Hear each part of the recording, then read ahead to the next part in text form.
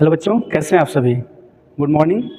उम्मीद है कि आप लोग बहुत अच्छे होंगे। आज हम फिर से आ चुके हैं अपना फिजिक्स का अगला टॉपिक लेकर के, जो हम लोग प्रकाश का परावर्तन वाला चैप्टर पढ़ रहे थे, उसी के आगे हम बात करेंगे। यदि आप हमारे चैनल से नए हैं और हमारा अब तक का पिछला वीडियो नहीं देखा आपने, तो डिस्क्रिप्शन में लिंक दिया गया है, आप जरूर देखें, ताकि आपको बेसिक तरीके से बेसिक सारा चीज़ आपको पता हो और आप आगे के टॉपिक को और अच्छे से बेहतरीन तरीके से समझ पाएँ। तो हम शुरू करते हैं अपना आज का टॉपिक। हमने ले रखा है कि गोली दर्पणों द्वारा प्रतिबिंब का बनना। ठीक है, इसके पहले अगर हम बात करें तो हमने आपको गोली दर्पण में अवतल दर्पण और उत्तल दर्पण को पढ़ा रखा है। ठीक है, जैसे हमने बताया था आपको दर्पण का परिभाषा, दर्पण दो प्रकार के होते हैं, समतल दर्पण और दूसरा गोली दर्पण। और गोली दर्पण के भी दो भाग होते हैं, दो प्रकार। पहला है हमारा गोली दर्पण में अवतल दर्पण और दूसरा था हमारा उत्तल दर्पण, यानी कनकेव मिरर और कन्वेक्स मिरर।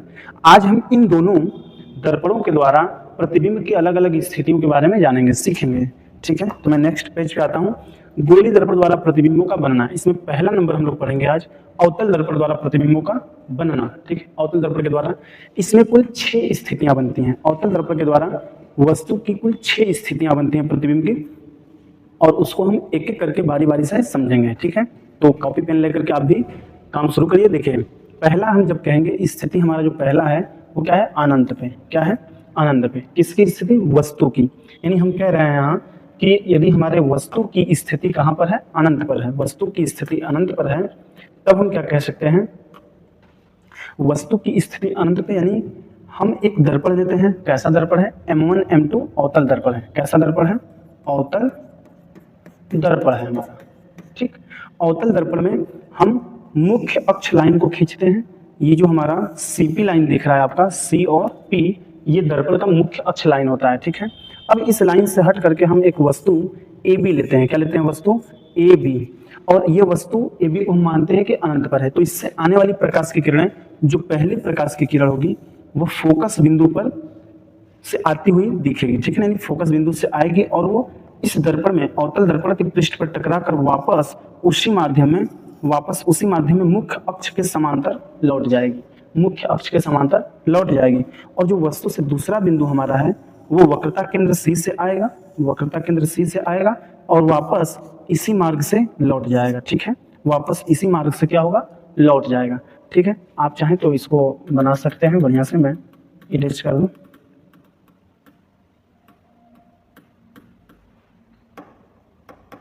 ठीक है, अब हमें दिखाई दे रहा है कि जो हमारा वस्तु है, ये किरण और ये किरण, जहां दोनों का कटान बिंदु है, वहीं पे हमारा प्रतिबिंब बन रहा है। कैसा प्रतिबिंब है, A', B', उल्टा प्रतिबिंब बन रहा है। कैसा बन रहा है, उल्टा प्रतिबिंब बन रहा है, विपरीत।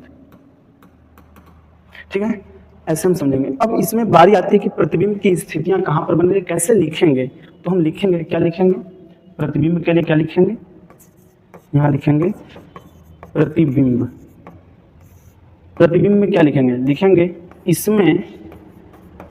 इसमें वस्तु का प्रतिबिंब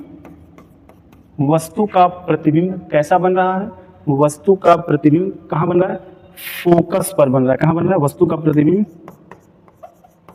फोकस बिंदु पर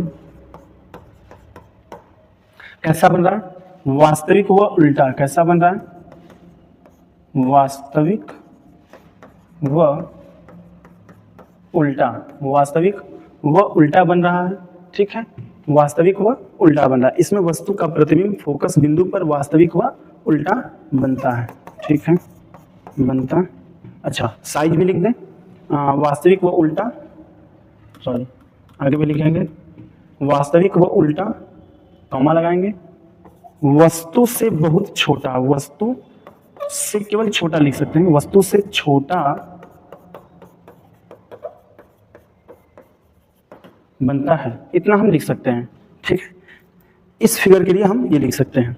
अब बात करेंगे सेकंड फिगर के लिए, सेकंड की बारी है। सेकंड स्थिति की बात हम करेंगे, ये रहा, वक्रता केंद्र तथा अनंत के बीच। यानी जब वक्रता केंद्र जो C है और जो इधर अनंत है, इनके बीच में जो हमारा वस्तु AB दिख रहा है, अब इसकी हम बात करेंगे। तो जब हमारा इस लाइन पे, कौन सी लाइन पे, CP लाइन पे, मुख्य अक्ष वाले लाइन पे वस्तु हमारा आके रख जाए, इस लाइन पे जब वस्तु आ जाए, तो हमेशा याद रखेंगे कि जब भी वस्तु से पहली प्रकाश की किरण चलेगी, वो मुख्य अक्ष के समांतर इस लाइन के समांतर चलेगी और वापस हमेशा फोकस एफ से आएगी। कहाँ से आएगी? हमेशा फोकस बिंदु एफ से आएगी। ठीक है, हमेशा फोकस बिंदु एफ से वापस आएगी। ठीक, हमेशा फोकस बिंदु एफ से वापस आएगी। पहली प्रकाश की किरण एफ से वापस आ रही है और दूसरा जो किरण है वस्तु का वो सी से जाएगा और सी पर ही वापस आएगा। सी से जाएगा और ये भी मुख्य अक्ष के समांतर वापस आएगा। किसके समांतर? मुख्य अक्ष के समांतर वापस आएगा। तो जहां पर इन दोनों बिंदुओं का कटान बिंदु है, यहीं पे हमारा ए डैश और बी डैश वस्तु का प्रतिबिंब बनता नजर आएगा। और ये प्रतिबिंब कैसा बन रहा है, हम इसको लिख सकते हैं। प्रतिबिंब के लिए क्या लिख सकते हैं? इसमें वस्तु का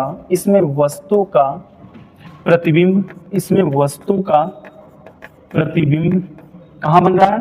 वस्तु का प्रतिबिंब वक्रता केंद्र सी और फोकस एफ के बीच बन रहा है।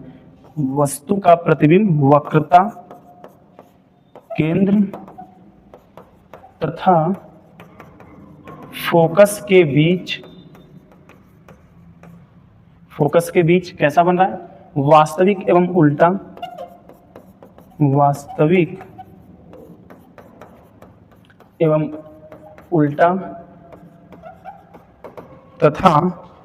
तथा वस्तु से छोटा बनता है। तथा वस्तु से छोटा बनता है। इसके लिए भी हम क्या कह सकते हैं? कह सकते हैं कि वक्रता केंद्र तथा अनंत के बीच अगर वस्तु रखा है तो इसका प्रतिबिंब वक्रता केंद्र तथा फोकस के बीच बनेगा। कैसा बनेगा? उल्टा बनेगा, वास्तविक बनेगा और वस्तु से बहुत छोटा बनेगा, ऐसा हम कह सकते हैं। ठीक है, हम नेक्स्ट पेज की बात करेंगे, अगले पेज की बात करते हैं। ठीक, अगले पेज पे हम आएंगे। हम अगले पेज पे जब आएंगे तो हमारा स्थिति 3 होगा वक्रता केंद्र पर, यानी वस्तु अब कहाँ रखा जाएगा? इसी वक्रता केंद्र सी पर रखा जाएगा। ठीक है, अब वक्रता केंद्र सी पर हमने वस्तु ए बी को रख दिया। तो जैसे ही इस लाइन पे वस्तु है, पहली प्रकाश की किरण मुख्य अक्ष के समांतर जाएगी और कहाँ से वापस आएगी? कहाँ से आएगी? फोकस बिंदु एफ से वापस आएगी। फोकस बिंदु एफ से वापस आएगी। ठीक है, ऐसे आएगी। और जो दूसरा प्रकाश किरण है वो भी फोकस से ही जाएगा। फोकस से जाएगा तो कहाँ से आएगा? वापस मुख्य अक्ष के समांतर आएगा। ठीक है, मुख्य अक्ष के समांतर, यानी दोनों का कटान बिंदु जहां मिलेगा वहीं पे हमारा प्रतिबिंब बनेगा। ठीक है, तो इसमें हम कह सकते हैं, क्या कह सकते हैं? इसमें वस्तु का प्रतिबिंब क्या लिखेंगे? इसमें वस्तु का प्रतिबिंब कहाँ बन रहा है? वक्रता केंद्र सी पर कामा उल्टा तथा वास्तविक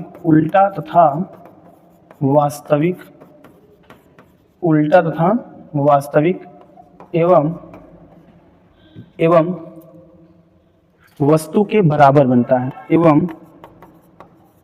वस्तु के बराबर बनता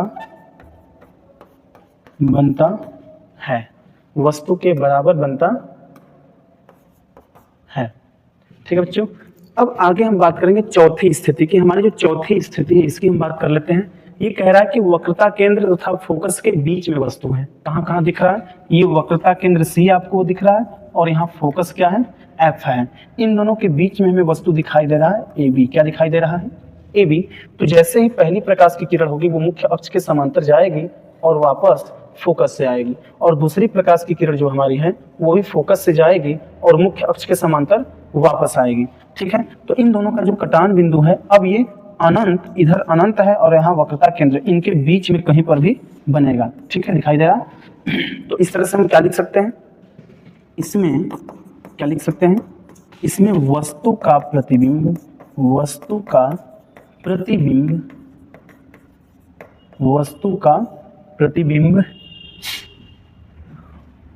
कहाँ बनता है?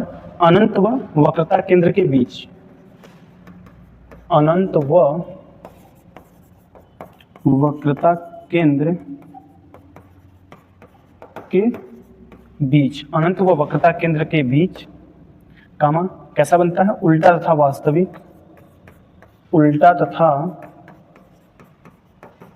वास्तविक और वस्तु से बड़ा। अब क्या बनेगा? बड़ा बनेगा। वस्तु से बड़ा बनता है, वस्तु से बड़ा बनता है। ठीक है बच्चे, ऐसा हम लोग लिखेंगे। यानी हम दोनों समझ लेते हैं फिर से एक बार। हमने कहा जो हमारी तीसरी स्थिति है वो कहाँ पर है, वक्रता केंद्र पर है, वक्रता केंद्र पर है। तो इसमें वस्तु का प्रतिबिंब वक्रता केंद्र C पर उल्टा तथा वास्तविक एवं वस्तु के बराबर बनता है। लेकिन वही चौथी स्थिति में जब वस्तु वक्रता केंद्र तथा फोकस के बीच यानी इनके और इनके बीच में यहाँ पर है, तो हमारा वस्तु और दूर जाने लगेगा, वक्रता केंद्र से और दूर जाएगा और बड़ा भी बनेगा। तो इसमें वस्तु का प्रतिबिंब अनंत व वक्रता केंद्र के बीच उल्टा तथा वास्तविक और वस्तु से बड़ा बनता है। ठीक है, ऐसा हम कहेंगे। नेक्स्ट की बात करेंगे। नेक्स्ट वाला जो हमारा स्थिति है पांचवा, यानी फोकस पे। अब हमारी जो वस्तु कहाँ रहेगी, वो फोकस बिंदु पर ही हमारी वस्तु यहाँ पर दिख रहा है आपको ए बी है। ठीक है, तो इससे पहली प्रकाश की किरण मुख्य अक्ष के समांतर जाएगी और वापस फोकस पे लौटती हुई नजर आ रही है। ठीक है ना, वापस फोकस पे क्या होगी, लौटेगी। और दूसरा प्रकाश का किरण हमारा वक्रता केंद्र पर जाता हुआ नजर आ रहा है। ठीक है, नहीं पहले दर्पण पे गया और इसी लाइन से वक्रता केंद्र पर वापस आया। तो अब हमें ये दिख रहा है कि दोनों किरणें धीरे धीरे आगे चल करके हो सकता है अनंत में मिल रही हूँ। आगे यहाँ तो नहीं, लेकिन आगे जाकर के अनंत में मिल रही हैं। तो हम लिखेंगे क्या इसमें स्थिति के लिए, इसमें वस्तु का प्रतिबिंब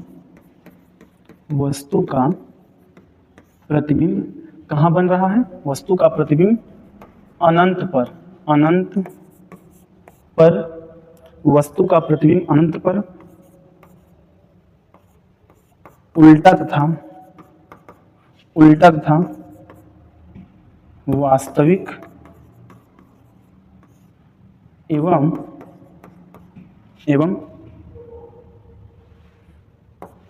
वस्तु से बहुत बड़ा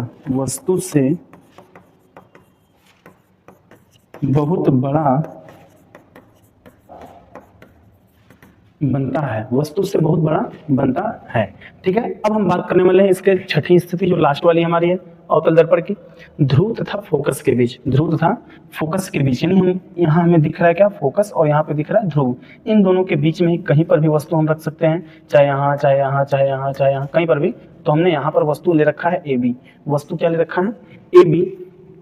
और वस्तु को हम देख रहे हैं कि पहला जो प्रकाश किरण है ये मुख्य अक्ष के समांतर गया और फोकस से वापस लौट आया, और दूसरा वक्रता केंद्र C से गया है और वापस उसी वक्रता केंद्र पर लौटा है। लेकिन ये दूर हटता हुआ हमें दिख रहा है, जितना दूर जा रहा है उतना ही एक दूसरे से दोनों दूर हो रहे हैं। ठीक है, तो हम ऐसा सोचते हैं कि ये दूर अगर जा रहा है तो अनंत पे कहीं मिलेंगे ही नहीं, तो प्रतिबिंब नहीं बनेगा। लेकिन हमें प्रतिबिंब बनाना है, तो हम ऐसा सोचें कि हम ऐसा आभास कर रहे हैं, ऐसा इमेजिन कर रहे हैं कि हमारा जो दर्पण है इसको पार करके पीछे प्रकाश जाएगा तो कहीं ना कहीं मिलेगा। तो पीछे प्रकाश हम ले जा रहे हैं आभासी, तो यहाँ पर मिलता हुआ नजर आ रहा है और यहाँ से हमारा जो है प्रतिबिंब A डैश B डैश बनता हुआ नजर आ रहा है। ठीक है, तो इसमें हम क्या लिखेंगे, अब इसमें थोड़ा सा चेंजिंग होगा। इसमें वस्तु का प्रतिबिंब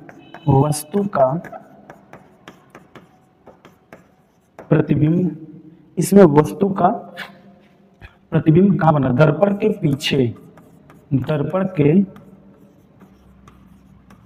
पीछे आभासी एवं सीधा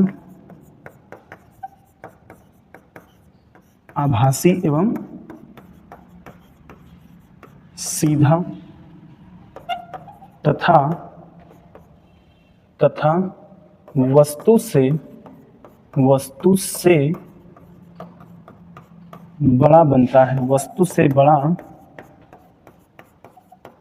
बनता है। ये हमारा रहा आज अवतल दर्पण की सभी 6 स्थितियों के बारे में डिटेल में। ठीक है, हमने फिगर भी बनाया, आप फिगर देख सकते हैं। और उसके बाद हमने आपको क्या किया, इसका प्रतिबिंब का स्थिति भी बता दिया। अब बारी है नेक्स्ट पेज पे हम पढ़ने वाले हैं उत्तल दर्पण द्वारा प्रतिबिंब का बनना। उत्तल दर्पण में 2 स्थितियां बनेंगी, कुल कितनी बनेंगी, जैसे अवतल में 6 बनी थी तो उत्तल दर्पण में 2 केवल बनेंगी। इनको भी देख लेते हैं। पहला हमारा फिगर दिख रहा है बना हुआ, जब वस्तु अनंत पर है। कहां पर है वस्तु, इधर कहीं अनंत पर वस्तु हमारा स्थित है। ठीक, अब इससे चलने वाली प्रकाश किरणें मुख्य अक्ष के समांतर चलेंगी। अब एक चीज ध्यान देंगे, जो हमारा उत्तल दर्पण है, उत्तल दर्पण का जो हमारा कर्व है वो हमारा किस तरफ है, राइट साइड में है, यानी दाहिनी ओर है। और हमने पॉलिश भी उसी साइड में किया है। और हमारा जो परावर्तक तल है वो हमारा बाईं ओर है। तो बाईं ओर हमेशा तल को रखते हैं जिधर से प्रकाश हमारा प्रवेश करता है दर्पण पर।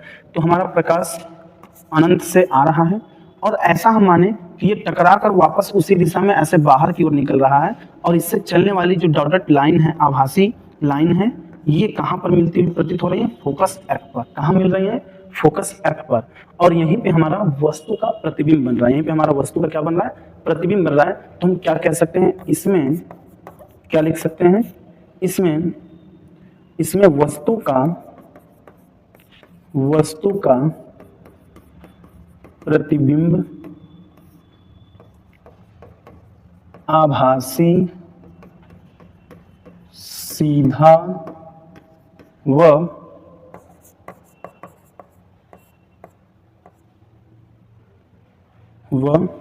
वस्तु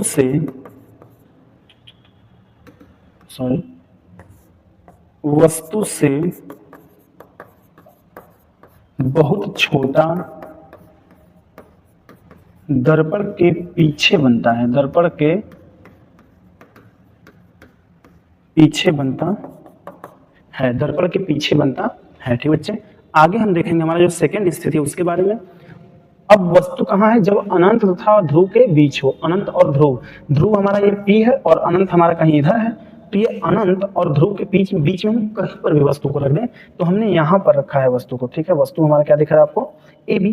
पहला प्रकाश किरण विमुख अक्ष के समांतर जाएगा तो फोकस पर जाता हुआ प्रतीत होगा। ठीक है ना, ये हमारा F यहाँ फोकस है, ये हमारा वक्रता केंद्र C है।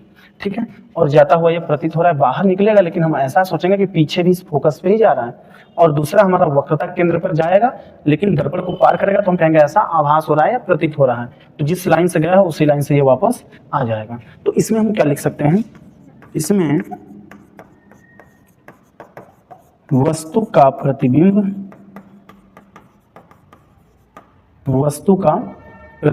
कहाँ बन रहा है? दर्पण के पीछे आभासी व सीधा